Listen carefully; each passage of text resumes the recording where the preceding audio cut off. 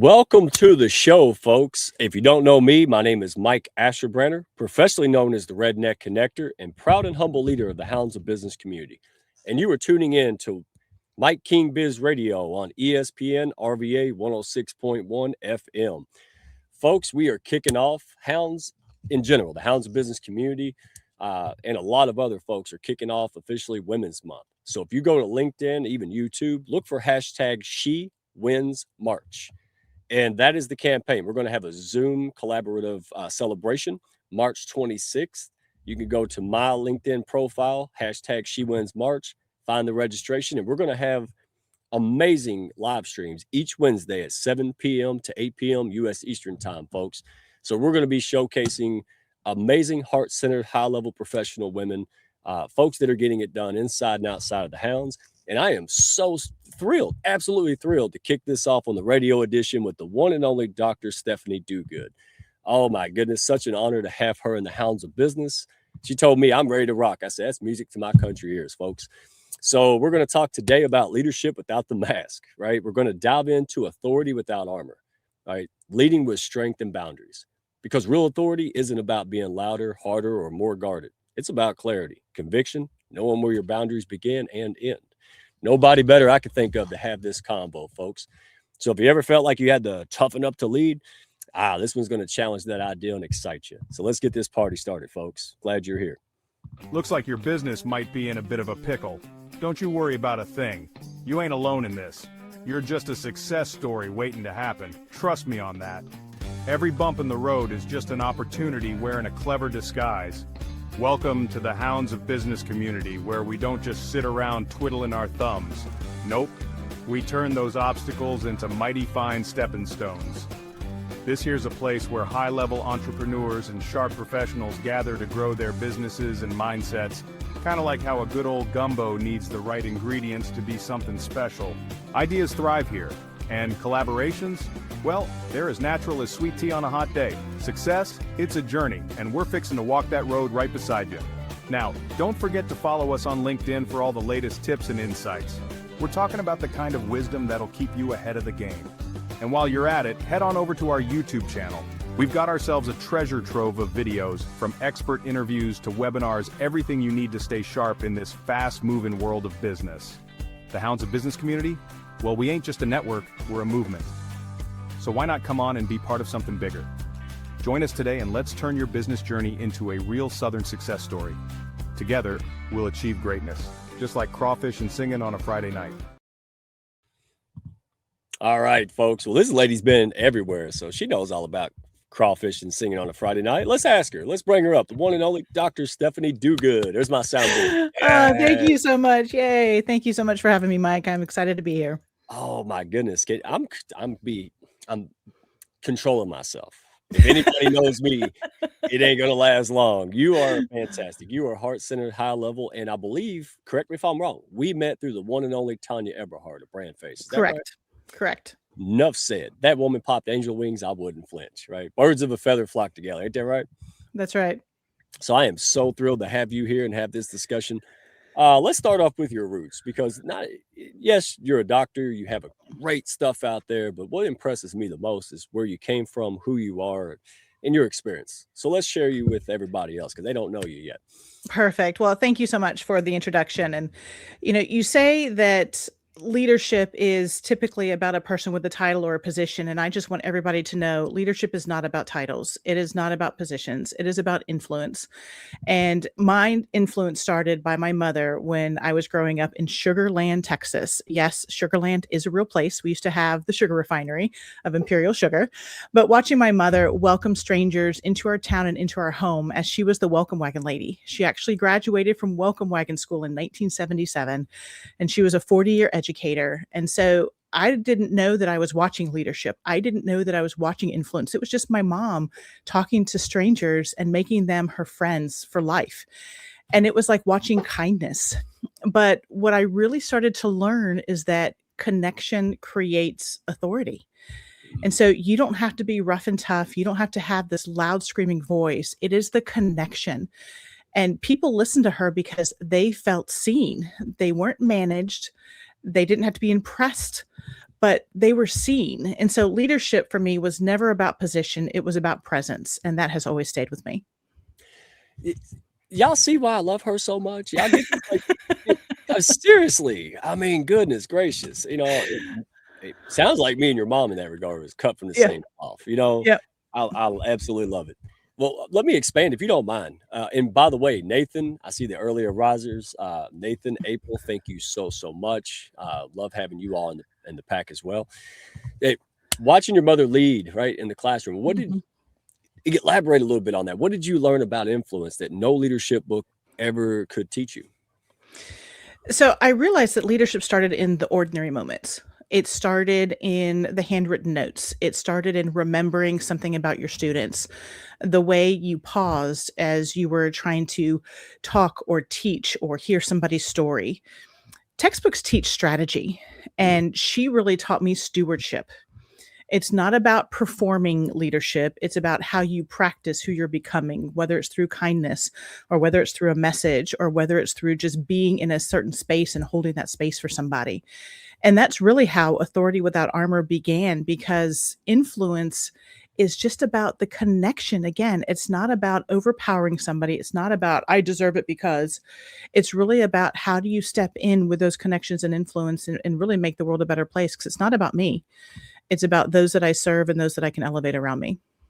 See, you just don't say it; you live it. So then, when people ask, they believe it, right? Right. Like proofs in the pudding. That's how we put it over here. But you're That's right. Sugarland, Texas, so you're probably yeah. I know where Sugarland is. Come on, anybody listen to country music for half a day. All right. Yep. Well, if you don't mind, correct me if I'm wrong. Right? You mentioned before, third day of teaching, your role changed forever. Right. Mhm. So the question is, because I want folks to really know your heart. Mhm. That's not just the brilliance. How did loss redefine your leadership for you at 27? So my mom was my biggest cheerleader, single mom, and she was kind of my mentor. She was everything to me. I did have an older sister, and I'm very close with my dad still, but my parents just weren't together. So mom was who I lived with. And on the third day of my very first teaching job, she sent me some flowers and said, "Hey, so proud of you. Can't wait to hear about your new job." Well, that night, unfortunately, I didn't get to call her because of the beginning of school activities, and I never would because she died in a fatal car accident that night, and I was 27. I was upset, I was frustrated, I was angry, but I was so lost, if you will, and it really challenged, my faith, my purpose, everything. But then that happened August 23rd, 2001, and then 9/11 happened. And when 9/11 happened, I realized why my mom had to be taken, because she needed to be used for a higher purpose. She needed to be the welcome wagon lady in heaven to welcome all of those individuals who lost their lives at 9/11. So others needed her now. And so my world was just unstable and it felt fragile. But then I had a distinct thought after that, is that if mom spent her life being the welcome wagon lady here, she had to be the welcome wagon lady there. And it was so simple. And I realized mom would want me to continue on with her legacy. And so I had a choice. I could either let that grief harden me and make me sour for the rest of my life, or I could allow it to deepen me and help me serve others as she did for her 40-year career. So I chose to serve others. I'm just sitting with that. That's wow. That you know, there you go, folks. No, it's lived. Right. We can read books and do the surface things all day, but what you just said takes a lot of reflection and introspection, and really, it's not a clean process. But Well, and it wasn't a short term. It wasn't like, "Oh, she's in heaven. I'm ready to move forward." But what right, it did make me do, as you mentioned, is it did make me stop and reflect. And that was just a pivotal moment. I decided that her loss was not gonna be what defined me. It was her loss is gonna be what elevates me, because I'm gonna take what I have learned from this incredible person and I'm gonna move forward, because she showed me connection like nobody had ever shown me before, and I thought that was normal. I thought people normally connected that way and talked to people that way and had respect for each other that way, and that's not normal. And so through my journey in education, I realized that I was able to connect like others couldn't. I could connect with my students. I didn't have discipline issues. I could connect with faculty and help them find the root of any challenges they had in their classroom. I could connect on professional development with administrators. And so that's what really helped me realize that I have kind of a unique opportunity here And so I decided at that point that I was going to do what mom was doing and just serve and influence others. And then I discovered that I had this incredible voice that I could use to do it in a compassionate and caring way. And then I defied the odds by moving forward. And so that's really where the authority without armor comes from, is you don't have to be pretending that you're invincible. You don't have to pretend to be harder and sharper and louder and less emotional. But what you can do is that you can remember that connection is everything, having clear boundaries, calm communication, value aligned decisions, and no apologies for taking up the space because it's a value of space that you have. So you can be form without being forceful, and you can be kind without being collapsible. It's really dignified leadership. See, from the inside out, that's what I Yes. hear, right? And Yes. folks in the comments watching live, you preach it to the choir, so to speak, right? Yes. Yes. So, but it's not performative. And see, that's the thing. It's not No. like, oh, this is good marketing. But you were just, hey, I've seen this in action. This is who you're, the same lady 24/7. Right. That's you're not someone different to build a business. And, Mm-mm. and all too often we're told, well, if you want to be successful, you have to use tactics you don't like. You have to feel a certain way and do stuff you're not like, Mm-mm. and you're going, no. Right. That's No. why you're like PB&J when it comes to that. Like, because we want to be ourselves, and you can do it. So let me That's right. dive in a little bit, because thank you for saying that. Right. So many people, and again, especially women, this is Women's Month, and Mhm. we got a lot of them in the Hounds, and they feel like they have to harden themselves to be respected. And so Right. where do you see women, people in general, but especially women, over armoring in today's leadership? Well, I think sometimes they over prepare, they over explain, they shut down their own emotions. They're trying to people please, or they're trying to step into certain shoes that were not theirs. They're trying to emulate somebody else. And you think that that armor protects you, but it's actually distancing you, and it's taking away your authenticity. And so a lot of times we're having to navigate a lot of things coming at us, especially in education, because it changes every single day. But we usually don't have mentorships in those spaces. And so I have come in and I have created some programs where I support you. I'm not telling you what to do, I'm not giving you theories. I'm really bringing you to your foundation where you're reflecting. I'm helping guide you, but you are really figuring out who you are, what you want to do, where you want to go, and finding your own voice in the process. Before we go to halftime here and give a shout out, Mhm. you said things that I've struggled with, right? People pleasing, over Mhm. explaining, trying to copy and emulate someone, even subconsciously. Uh, Mhm. so because you can get away with that. You can get kind of a temporary high, and maybe it works in the short Yep. term, but in the long term, what is the cost of leading with armor long term? Exhaustion. Absolutely. Yeah. Exhaustion, isolation, you resent things that are happening, but you can also become hardened, and then you tend to forget your purpose as to why you were there. Mm. Outside, you're showing that you're positive about the organization and things are great and you're smiling, but underneath you feel disconnected, you are negative, you are fear-driven, Mm. and so it makes you really disconnect from the people. It's almost that toxic positivity. It looks great from the outside. The skin looks awesome, but the heart is just hardened and empty. And I really want to focus on having a heart full of, supporting one another in kindness. Bingo. All right. Well, I'm sitting there going, you just described every struggle. And I love this because we think we're the only ones.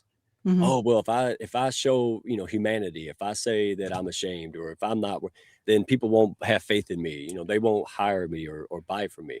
Right. Well, maybe some won't, but there's a ton of other people who want to Mhm. relate to you before they buy from you. I mean, they want to know who you are. And my goodness, I didn't pay her to say this, y'all. I just like, this is the truth. And see, again, a lot of folks are out there being told, if you want to be successful, if you're a dog, you have to meow. And that's why Mhm. I'm so honored to have you in the pack and on this show, because, Mhm. hey, me and Mike King want to put people where they belong, right? Give Right. you and so there's a lot of folks that would love to dive in, go to your website, learn more about you. They Mhm. just don't know you exist. That's the Hounds That's way. right. So we're fixing that. We're getting you out in a bigger spotlight. Perfect. Yes, ma'am. So real quick, I want to give a shout out to the one and only Mike King. Mike King, I'll get the words out. So excited.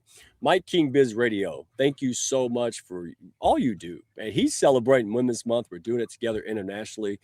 This guy's so beloved. He goes, you watch the games, they put him on the Jumbotron in Virginia. This guy just pushes everyone up. So Mike King, just wanted to give you a heartfelt shout out. Thank you. Thank you for helping us all the time, but especially this month, putting on folks like Dr. Stephanie Dogood and really making an impact, brother. Appreciate you. And folks, if you're on the radio listening in, hey, you can get the links, you can get all the information, you can get even more from our YouTube channel, Hounds of Business on YouTube. Also, Mike Asherbrenner, Redneck One on LinkedIn. And you know I'm going to say it. I should probably not, but send us an old school carrier pigeon. We still take those, weather pigeon. All right. So if you're just tuning in, I want everybody to go to Dr. Stephanie Dogood. All right. DUGUID. DrStephanieDogood.com. More resources, more things for you to dive into. And do that. Go look at her stuff. And then if you have somebody, share her with somebody, share the website, or then come out and say hello. I know how it is. I know the process. So go check out all her amazing resources. And we're discussing today, that armor we put on to protect ourselves. We're human beings, and we deal with a lot of stuff, to say the least. Mm-hmm. So she's pulling the curtain back, Wizard of Oz style here, folks, if you're just tuning in. Well, let's dive into it, because I want to talk about this, because we alluded to it. Boundaries and burnout. Woo! Mm-hmm. I'm a case study of what not to do there. Yep. So you said, hey, good company. So I believe, correct me if I'm wrong, but I believe I heard you say recently or not too long ago, institutions can replace you, mm-hmm. but your family cannot. So what did that realization shift inside of you when it comes to harmony and all that? So it's crazy to say this, but my background is sports medicine, athletic training. So, I know about self-care. I know about how to take care of yourself, but I was so focused on taking care of the work, on the to-do list, on the meetings, on everybody else, that I wasn't taking care of myself. I was in charge of the wellness program at the college, and I didn't partake. So I always had deadlines. I always had tasks, lists, meetings, and I always told myself that I didn't have time, and I would stay after hours. And I had 2 kids that were in K-12 at the time, and they still haven't graduated yet, so they're still younger. But what I learned the hard way is this: if the leader isn't well, the culture won't be either. So self-care isn't an indulgence. It isn't that you are being selfish. It is part of the natural leadership necessity. You say that again? Yeah. Well, I don't know if I can. The leader isn't well. Well, that was brilliant. So if the leader isn't well, the culture won't be either. Where were you 3 years ago when I was going into it? We're not here licking our wounds. We're just giving you permission to say, hey, that's not right. perfect either. Keep going. No, that's fine. So just saying that you can't pour from an empty cup, and everybody can relate to the battery on your phone. If your battery goes down, it's not going to be functional, and eventually it's going to turn off. And you're the same way. If you don't recharge your battery, if you don't refill your cup, you're not going to be able to support others. You can't flow into others if you have an empty cup. So, well, happily so. Deborah Jackson and April White in the comments, they're sitting there going, yeah, he learns slow, but he does eventually learn.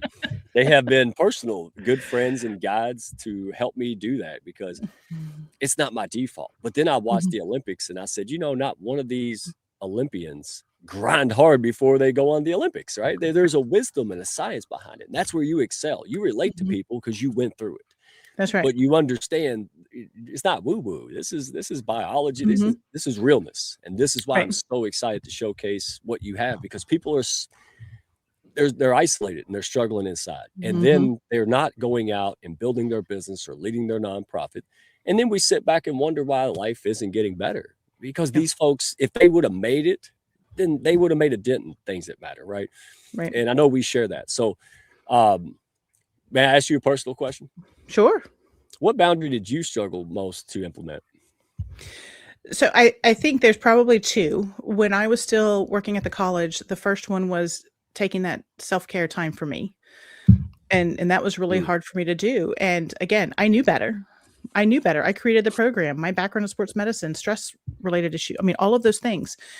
And so that was one of the biggest pieces, and taking that stand and realizing that that environment was no longer serving me. So I separated myself from it.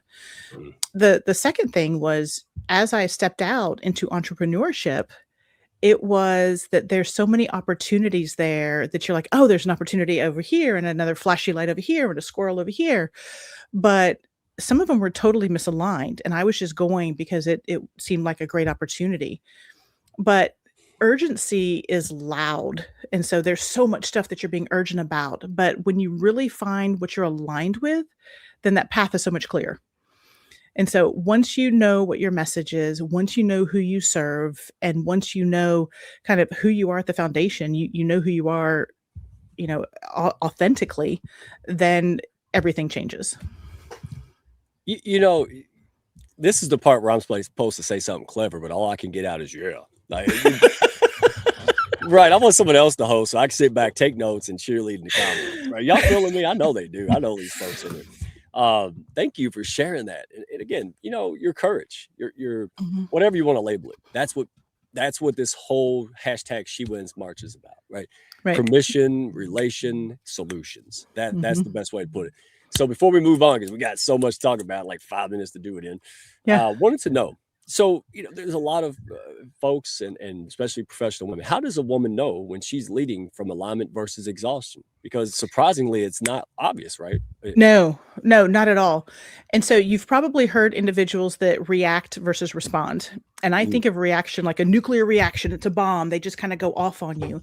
Whereas I think of responding like emergency response. They're coming to help you to patch you back up so that you can be successful. Really? So exhaustion is reactive. That is how you're staying up late at night replaying conversations, you're anticipating conflict, you're carrying tension. But alignment and responsiveness feels different. You're excited to go to work. Your energy is at the top and you're connecting with people. Your day flows. It's still hard work and you still have to be intentional about it. But one is survival and one is moving forward. Again, yeah.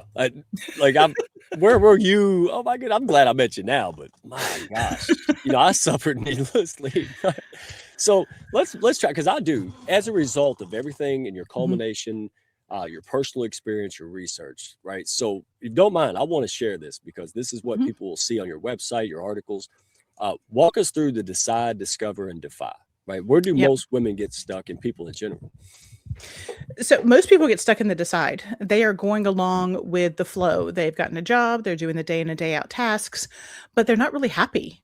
They're not really energized. They haven't found their purpose and they don't like getting up every morning. They don't really understand their why.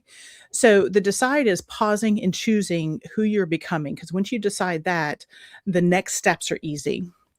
When you discover, you're naming your strengths. So much of what we do is focused on where are we weak. But if you focus on where your strengths are, then you can see where you're going to be successful. Build that language around them.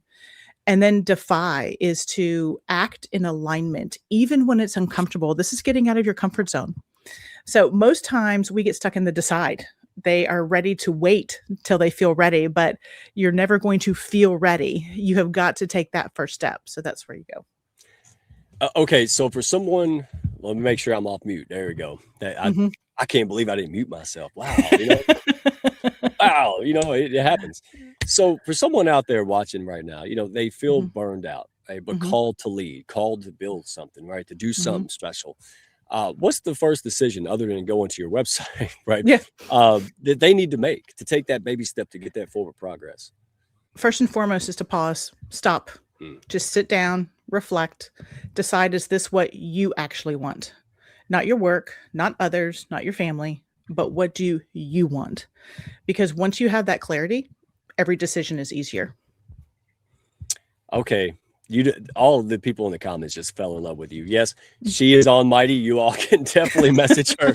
She will be on top of that. Oh, wow. I am so thrilled for this. I really do. To share you with others and people out there struggling silently and thinking that they're the only ones and they're not good enough and we're human.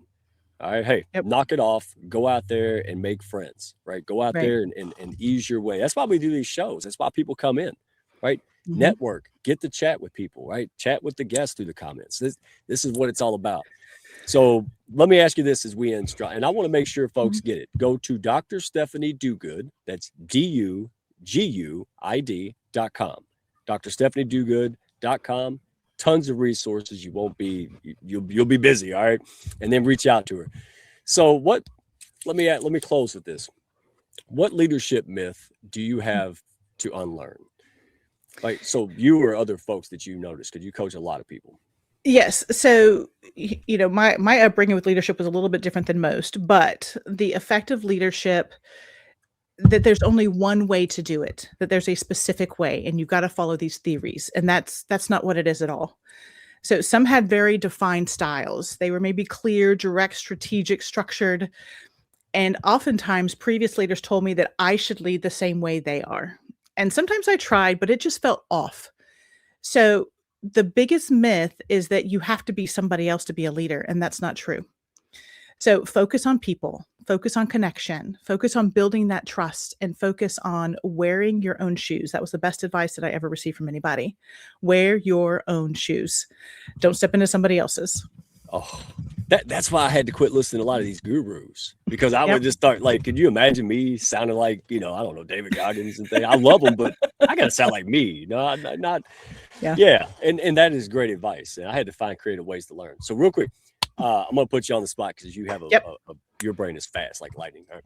So finish the sentence. Authority without armor requires connection. Because when you are truly connected to your values, people, and yourself, you don't need protection. You have presence. There we go, folks. This is going to be the best short videos I ever made. We're just going to say, yeah, that's all I can. You were just but you've been at this a long time, and you're real, and your empathy plus your brilliance equals people elevating, people making that impact they've been putting off. Oh, well, I'll write the book later. Right. Well, 10 years later, when's later going to be like now? And you help them unlock. This is so exciting. All right. Yes. So final question to leave. We got about a minute and a half. Okay. When a woman leaves your mentorship, how do you want her to feel? What is the desired result? I want her to feel steady. I want her to feel rooted in who she is and very clear. It's not hyped. She's not dependent on anybody. She is capable. So she's going to trust her presence, lead with dignity. And this is my mantra, and so I always want to leave with it, is know that she can serve with goodness, lead with greatness, and educate with impact without losing herself. Okay. And this she you're talking about, we want her in the Hounds too. All right. So, yeah, absolutely. Oh yeah. It can be anybody. Yes. Well, we got tons of no more strays out there. I'm going to say it. I don't care if it's shameless plug. Join the party, right? We got the windows open and the door cracked for a reason, because you are not alone here. All the folks in the comments, folks like Dr. Stephanie here, this is what it's all about. Build authentic relationships. Realize that you have a lot more going for you than you do against you. All right. And that's not happy marketing tactics. That's God's honest truth. So Dr. Stephanie, you are an absolute gem. Thank you for all you do, who you are, and your contributions to the Hounds. And you have a lot of DMs coming. I'm going to tell you, spoiler. And Dr. Pollyanna, you two are cut from the same cloth. That's the lady who told me to stand up, walk me through an exercise. And there you go. Once you get me excited, I can't, there she's in the Hounds. So all the folks there, thank you so much. You are excellent, and thank you for helping us kick off She Wins March on the radio, my friend. Appreciate it. Absolutely. Thank you for everything. I appreciate it. Well, folks, hey, tune in the same time next week. We're going to have the one and only Lachelle Atkins, America's Supermom. Also not a moniker. This lady has 15 kids, y'all. She earned it, and she's going to host. Her and April White are working on the Zoom. So for the Zoom party for #SheWinsMarch, I will put the comments and the link right in the comments on YouTube and LinkedIn, folks. So we will see you for that one next week. Go out there, spread positivity, push people up. Kindness for the win. We got too much negativity. Let's fight that fire with water, folks. Let's go out there and make it happen. Love you all in the comments. We'll see you soon. Dr. Stephanie, we ain't done. We're just getting started. Ain't that right? That's right. We'll see you again. Bye, y'all. Thank you. Thank y'all for stopping by. Be sure to follow, share, and like, and send me a message if you had fun today. Y'all come back now.